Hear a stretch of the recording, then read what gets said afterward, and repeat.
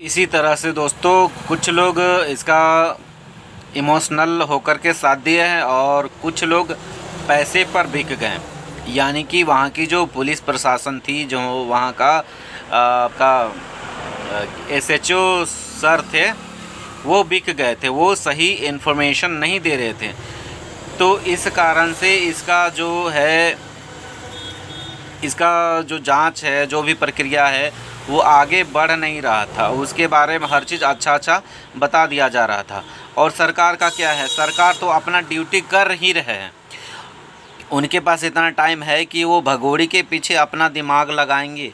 उन्होंने एजेंसियों को तो लगा के रखा हुआ है, एजेंसियां ही बिक जा रही हैं, तो सरकार क्या करे। सरकार के पास सही इन्फॉर्मेशन मिले तब तो वो कुछ काम करेंगे।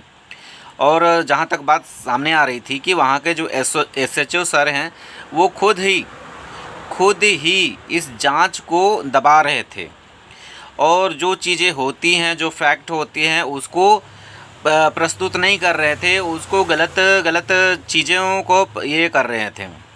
और जहाँ जहाँ ये मतलब अप्लाई किया जाता था, केस वगैरह कुछ भी होता था, तो वहाँ पर नोट भर दिया जाता था मुंह में ठूस ठूस के। और ऊपर से सबसे बड़ा सपोर्टर, सबसे बड़ा छत्रछाया अगर था, तो इस केस में टोपी सिंह का, यानी कि मिस्टर एपी सिंह का बहुत बड़ा हाथ इसमें था। उन्होंने बहुत सारा भ्रम फैलाया, लोगों के दिमाग में भ्रम फैलाया, यहाँ के लोगों का ब्रेन वॉश किया। ये दिखा रहे थे, ये हमेशा ये प्रस्तुत कर रहे थे कि ये सनातनी है, इसको टॉर्चर किया जा रहा है, इसको परेशान किया जा रहा है।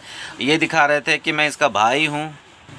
तो इस महाशय का सबसे बड़ा हाथ रहा है दोस्तों। इस केस में सबसे बड़ा भ्रम इन्होंने ही फैलाया था। इन्होंने ही, जब मोमिन सर इस केस में आए तो मोमिन सर का सोचिए, एज ए वकील ये फ्री ऑफ कॉस्ट में हैदर भाई का केस लड़ने लगे। और एक सप्ताह के अंदर में जहाँ से ये भगोड़ी निकली, नेपाल आई, नेपाल असेंबली, जहाँ ज़रूरी लगा सर वहाँ गए और वहाँ से इस भगोड़ी का इन्फॉर्मेशन निकालते चले गए। तब जा कर के लोगों का भ्रम टूटा। इसने जो भ्रम का पर्दा लगाया के पेश किया था ना, इस मैडम को देवी का स्वरूप बता दिया था ना, तो इसका पर्दा मोमिन सर ने ही हटाया है। तो सोचिए हमारे देश की एजेंसियां कहाँ काम कर रही थी जब एक वकील साहब इतना इन्वेस्टिगेशन करके इतना हकीकत को सामने लाएं। तो मुझे जहाँ तक लगता है कि इन्वेस्टिगेशन करने में एजेंसियों को भी पीछे छोड़ दिए हमारे मोमिन सर। तो हम मोमिन सर का फ़ैन क्यों नहीं बने। और इन्होंने तो विदाउट मनी, एकदम दया भाव से, चैरिटी भाव से इन्होंने हैदर भाई का सपोर्ट किया। एक पिता को बच्चे से मिलवाने का प्रयास किया। और हमारे देश के लोगों ने इतना सारा इनके लिए भर के प्यार दिया, इतनी सारी दुआएं दिया, इतना आशीर्वाद दिया कि सर उसी में अपने आप को धन्य मान रहे हैं। तो हमारे देश के ऐसे अगर वकील हैं तो क्या ही कहने। लोग तो यहाँ तक कि कह रहे थे कि ये मुस्लिम हैं, इसीलिए ये भगोड़ी के खिलाफ़ हैं। पर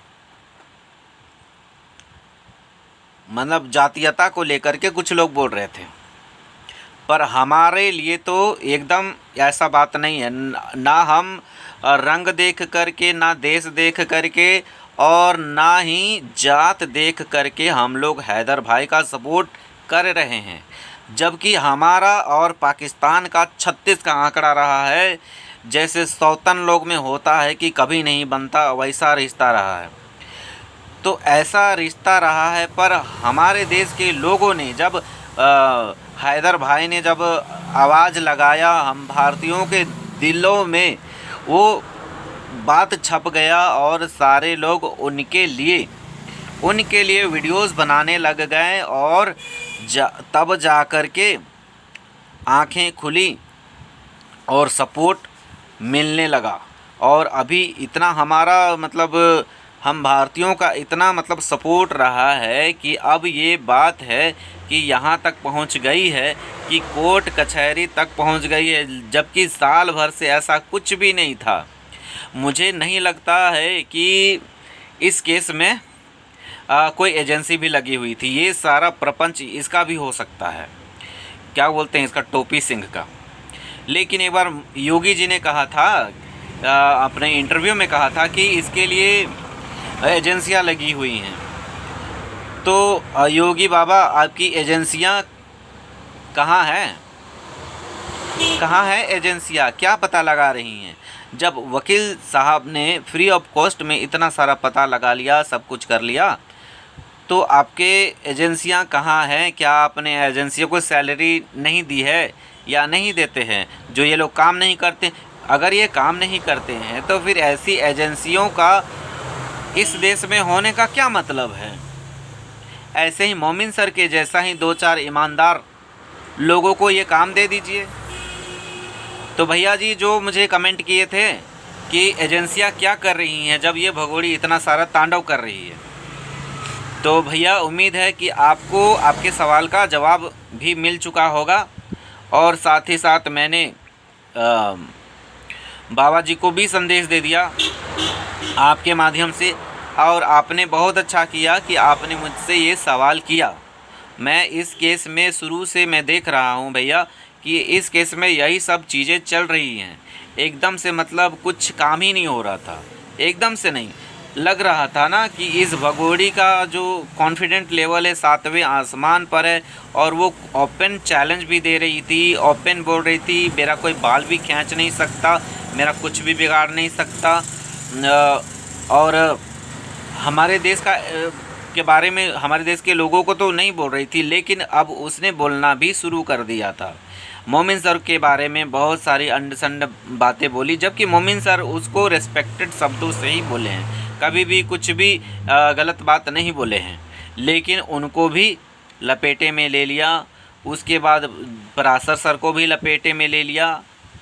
वो सिर्फ अपने जैसे होता ना, एक झूठ को छिपाने के लिए लोग 100 झूठ बोलते हैं, तो ये झूठ का सारा खेल खेल रही थी।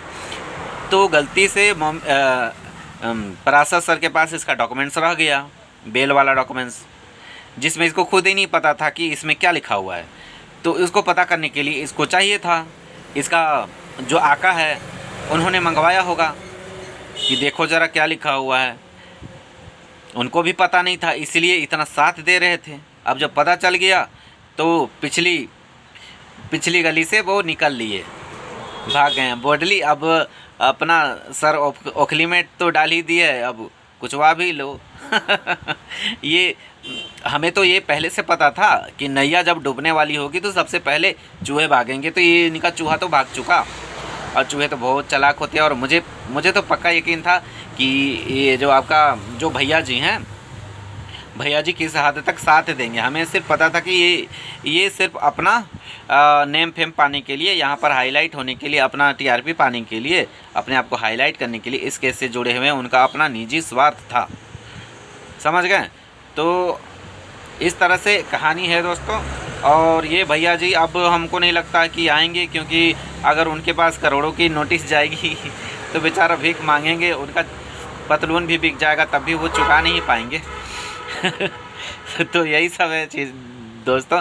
तो अभी मैं अपना वीडियो को यहीं पर समाप्त करता हूं दोस्तों। आप लोग मुझे भरपूर प्यार दें, सपोर्ट दें और मेरी वीडियो को आगे तक भेजें। मैं आपके लिए अच्छी अच्छी वीडियोस आपके लिए लाता रहूँगा दोस्तों। और आप लोगों ने जितना प्यार दिया उतना मेरे लिए मतलब पूजनीय है। आप सभी मेरे लिए पूजनीय हो, जितने भी मेरे वीडियोस पे आ रहे हैं, जितने देख रहे हैं, जितने मुझे कमेंट कर रहे हैं, आप सभी पूजनीय और सराहनीय। आप लोगों ने सवाल भी किया और उम्मीद है कि आपको थोड़ी सेटिस्फेक्शन मिल गई होगी, क्योंकि काफ़ी लोगों के सवाल होगा कि हम लोग इतना सारा आवाज़ उठा रहे हैं लेकिन कुछ हो नहीं रहा। हम लोग खुद फ्रस्ट्रेट हो गए थे दोस्तों वीडियो बनाते बनाते कि अभी भगोड़ी का यहीं खप जाएगी, कुछ नहीं होने वाला है। लेकिन मोमिन सर की वजह से ये सारा चीज़ संभव हो पाया है। मैं इस सारी चीज़ों का क्रेडिट मैं मोमिन सर को ही देना चाहूँगा। और मैं उनके लिए दुआई करता हूँ कि मोमिन सर लाख बरस जिएँ और ऐसे ही इंसाफ के लिए लड़ाई लड़ें, ताकि हमारा कानून पर और कानून पर, अदालतों पर हमारा विश्वास बना रहे। जय हिंद, जय भारत। अपना ख्याल रखिएगा दोस्तों। बाय, टेक केयर और सब्सक्राइब जरूर कर लीजिएगा दोस्तों।